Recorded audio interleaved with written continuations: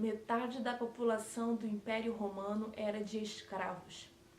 3/4 da população de Atenas era de escravos. A vida do escravo podia ser tirada de acordo com a vontade do mestre. A condição de escravo no mundo antigo era aterradora. O professor Findlay nos faz lembrar que em Atenas, numa sala de tribunal, era permitido por lei o testemunho de um escravo sob tortura, ao passo que o testemunho de um homem livre era feito sob juramento. Entre romanos, se um chefe de família fosse assassinado, todos os seus escravos domésticos eram levados à morte sem inquérito legal. Um ato comum de hospitalidade era oferecer uma escrava a um visitante para a noite e outra para qualquer outra necessidade. Assim vemos que a esmagadora tirania e degradação do velho mundo humanista manifestaram-se na escravidão. É sobre isso que nós vamos falar hoje. Tudo bem com vocês? Espero que esteja tudo bem com vocês, porque lá atrás, no mundo antigo, a escravidão era uma coisa terrível.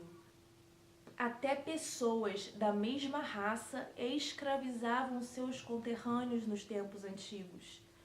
E os deuses não se preocupavam com os escravos. Os escravos não tinham direitos e nenhuma relação com a sociedade, nada a declarar e nada a ver com Deus. Era assim, desse jeito. Difícil, né? Mas isso mudou no decorrer do tempo, quando o Evangelho começou a criar raízes no coração das pessoas. E a Bíblia, ela tem um livro, uma carta escrita pelo apóstolo Paulo, uma carta tão pequena, uma carta tão curta, mas tão pouco falada, tão pouco anunciada, tão pouco lida, que é a carta a Filemon. Quando Paulo escreve a Filemon. Filemon tem um escravo chamado Onésimo. Esse escravo de Filemon foge e, por alguma intempérie do destino, acaba caindo na mesma prisão onde Paulo está preso. E Paulo e Onésimo desenvolvem uma certa amizade na prisão e Paulo escreve uma carta a Filemon. Paulo escreve uma carta a Filemon dizendo para que Filemon recebesse Onésimo, ou seja, que Filemon recebesse o seu antigo escravo como um irmão. Paulo pede para que Filemon receba Onésimo como ele receberia a ele mesmo. Olha como Paulo tem esse cuidado, olha como Paulo tem essa referência de irmandade. Olha como Paulo tem essa referência de que somos todos iguais. Apesar de uma sociedade onde o escravo, onde as pessoas eram vendidas como escravos, onde as pessoas pagavam suas dívidas, muitas vezes vendendo filhos. Se uma mãe tivesse uma dívida muito grande, ou se o seu marido falecesse com uma dívida muito grande, ela era autorizada por lei a entregar seu filho como escravo para pagar essa dívida. Então não era só uma questão de raça, não era só uma questão de cor de pele. Vender alguém como escravo era praticamente como pagar uma dívida. Uma mãe poderia fazer isso, um pai com muitas dívidas poderia fazer isso. Vender o filho, toma aqui o meu filho como escravo para você, para que a minha dívida seja paga. Fazia parte da cultura antiga esse comportamento, essa atitude. Ela não era uma coisa absurda, ela era uma coisa normal. E apesar disso, dessa cultura da escravidão, dessa cultura das pessoas venderem os seus filhos como escravos, das pessoas venderem os seus escravos para pagar dívidas, você vê Paulo tendo o cuidado de tratar Onésimo de igual para igual.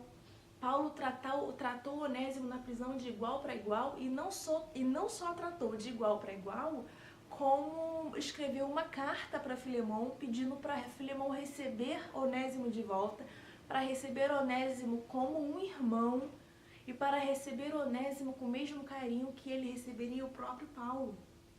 A Bíblia nos ensina o valor à vida, mais uma vez. A Bíblia nos ensinando o cristianismo, o evangelho nos ensinando que somos todos iguais. É claro que houve muito equívoco. É claro, é óbvio que houve muito equívoco na história da humanidade. Mas acontece que a gente está vindo na raiz, nós estamos vindo na raiz, nós estamos na Bíblia. Nós não estamos falando do que aconteceu nos séculos seguintes, nós voltamos à raiz, à essência do Evangelho. Lá na essência, na Bíblia, aqui, nas cartas paulinas, nós temos o apóstolo Paulo nos ensinando como devemos tratar os nossos irmãos que talvez, por alguma questão do destino, a gente ache que é inferior ou que é superior. Não, muito pelo contrário. Paulo aqui está falando, nós somos todos iguais. Eu sei que ele foi seu escravo. Eu sei que Onésimo pode ter feito alguma coisa ruim para você. Mas receba ele agora, ele está voltando. Não recebe ele como escravo, recebe ele como irmão. Recebe ele como se você recebesse a mim. Se você tem algum amor por mim, se você tem alguma consideração por mim, se eu fiz alguma coisa boa para você que mereça ser recompensada, recebe Onésimo como se você me recebesse. Paulo nos ensinando um amor ao próximo. Paulo nos ensinando que somos todos iguais, independente de condição social, independente de classe, independente de religião, independente de credo, independente do que quer que seja, nós somos todos seres humanos e somos todos iguais. E Paulo aprendeu isso com Cristo. Amém? Tenhamos uma semana abençoada em nome de Jesus.